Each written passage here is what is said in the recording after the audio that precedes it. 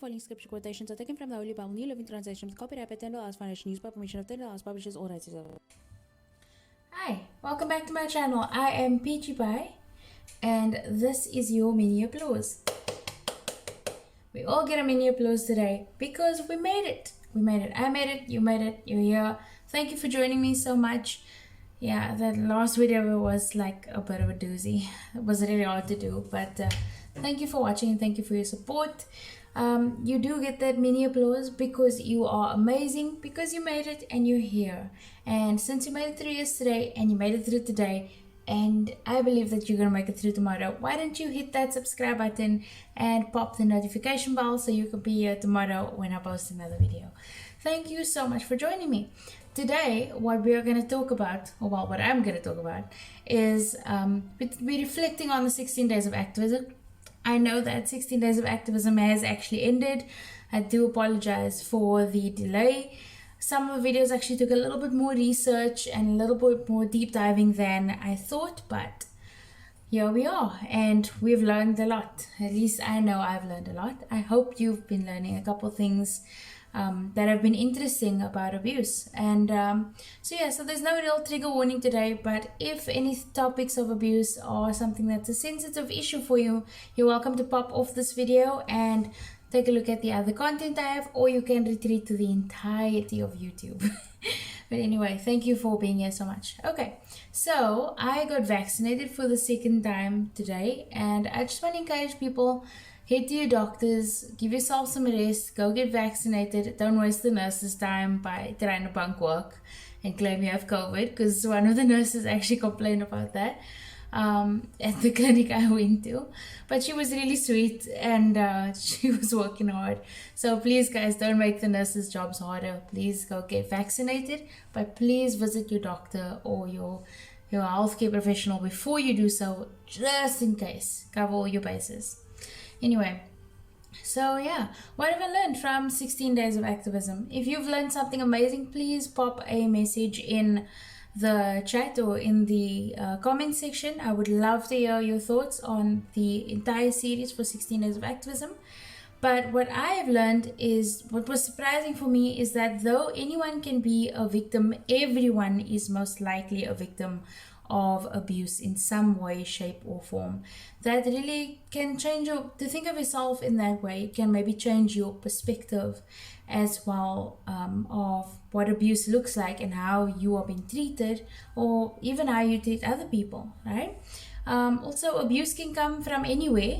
That's one thing that I discovered as well, that abuse is not just physically beating someone or psychological, emotional abuse. There's financial abuse, there's abuse of the environment and environmental abuse, which is an entirely different thing. There's child abuse, elderly abuse, parental abuse, all those kind of different things that make up the actual concept of abuse, which we established in the first video is basically the misuse of something. In other words, using something for a purpose that was not intended for it.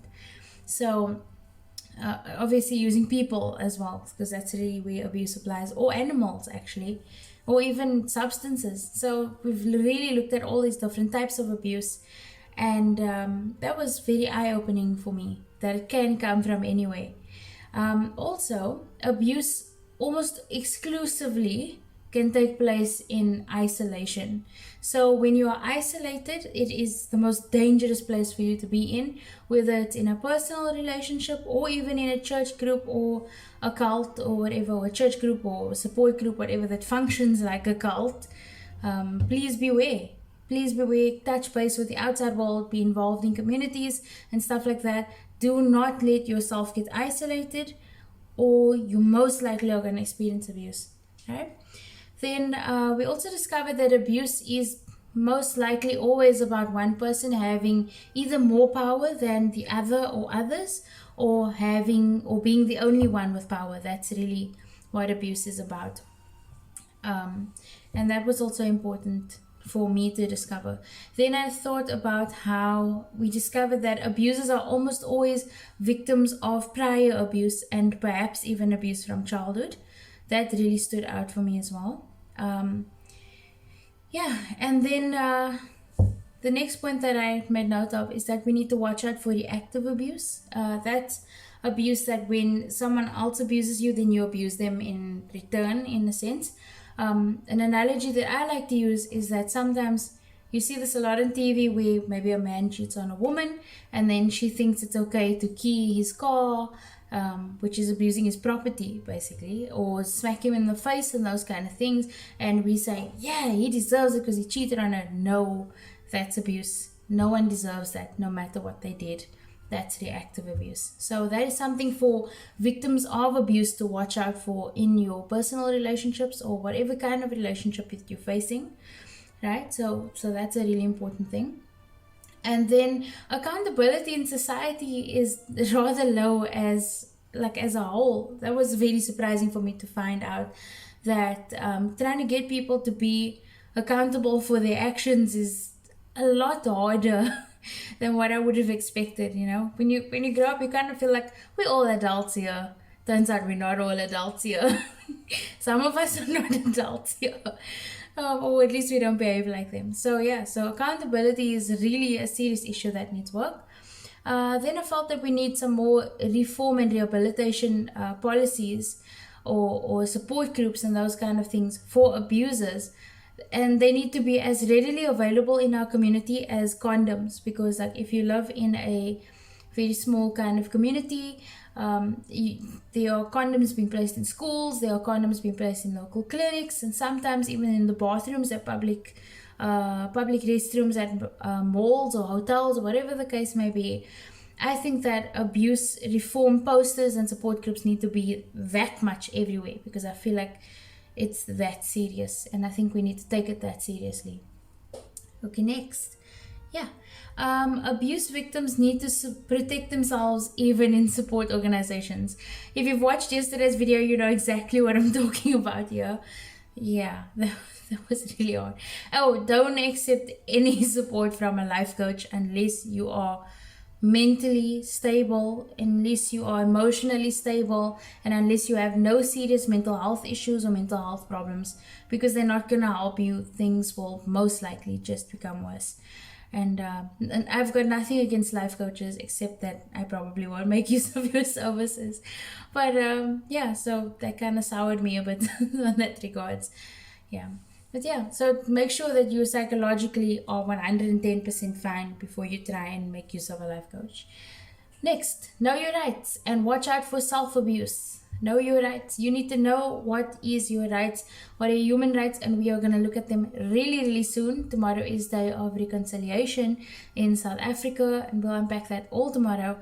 But yeah, so you've got to know your rights so that you can tell people when to get off effectively, and also you can tell yourself when to stop doing things that are hurting you. You should know what your rights are, so you can say, hey, maybe this relationship is abusive and I need to get out of it because it's my human right to have blah blah blah.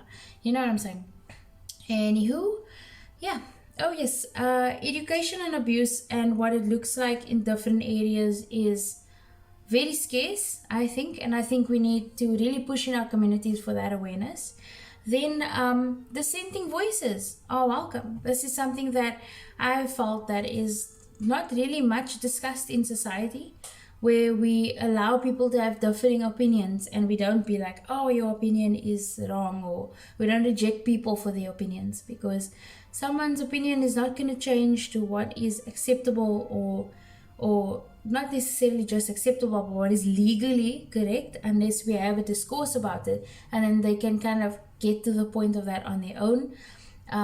What I've noticed is when you tell someone that they're wrong about something, they double down on their belief because they feel like they have something to defend. So we actually need to allow dissenting voices. We need to allow abusers to step forward and say, I'm behaving like this to my wife and I think it's fine, so that we can have these conversations and unpack why it's not fine. You know, and more often than not, the answer is, would you like it if someone did it to you? And you probably respond in a very negative way. So Those are things that I noticed about the 16 days of activism that I thought were important. Now, going forward, I am going to reach out to activism groups and try and join them, and I will update on that in the new year. My personal counselor is going to try and help find me a support group that's not involved with the previous one that I had, which led to a very traumatic experience. If you watched yesterday's video, yeah, it still sucks. As I said already, I've got this nervous tickle laugh thing, which is really, really crap. But when I feel nervous, then I just do it. But it sucks, because people don't take me seriously when I'm struggling. It really sucks. Anyway, so yeah. Also, I would have loved to have drawn up a petition to kind of get the government into active in like zero tolerance policy for abuse in our society. But I read on the government's website about petitions, and petitions are only really to be used for as a last resort. So I don't feel comfortable just doing a petition and asking everyone for signatures. Meanwhile, I haven't actually looked into what the government is actually doing about abuse that much. I've asked a lot of political groups for their responses. Only one responded to me and actually didn't send me their resource back on domestic violence. But hey, service delivery in South Africa, what you expect is what you get, really. It's what you can expect here, which is really sad.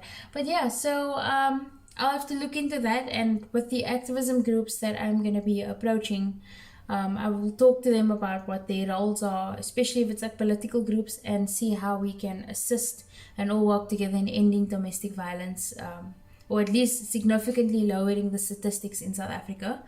Then we need to look at accountability and forgiveness. What is accountability and what is forgiveness? And how do we make sure that abusers can be held accountable, whether or not they are forgiven? Because sometimes people go, oh, okay, cool, they forgave me, so it's okay. But we need to really work on how this fits in for every type of abuse experience. Especially me, I need to work on this a lot, because it's really hard with the support group thing. The way that I was abused in the support group really shook my belief and my support of support groups, so to speak. But yeah, so that's what I think we need to look at. And then we need to look forward to being, I'm looking forward to being more active in these activism groups and also environmental groups. And I'm looking forward to trying to speak out next year, especially in like the areas of churches and those type of things where women just aren't aware of what's domestic abuse in their homes. They're not aware that they're being abused because they feel like this is what the Bible supports. And I really think that in Christianity we need to shed the light on that God does not support domestic abuse. I feel that God has a zero tolerance policy for domestic violence, and I'm gonna bring that scriptures to back that up. I'm cool with that. So anyway, our scripture of the day comes from Psalm 136 verse 3 from the New Living Translation, and it says, "Give thanks to the Lord of Lords, His faithful love endures forever." What a great scripture to end the 16 days of activism with. So there, God's love is with us, His love endures forever, and His love is faithful. Thank you so much for joining me. All my links will be down in the comments or in the description. And it's been a wild ride, I'm not gonna lie. This 16 days of activism thing was hard work, a lot harder than I expected, but I learned so much, and I'm just appreciative to be here and to have people that support my channel and watch my videos and are just there along for the ride as I don't know, as things go along.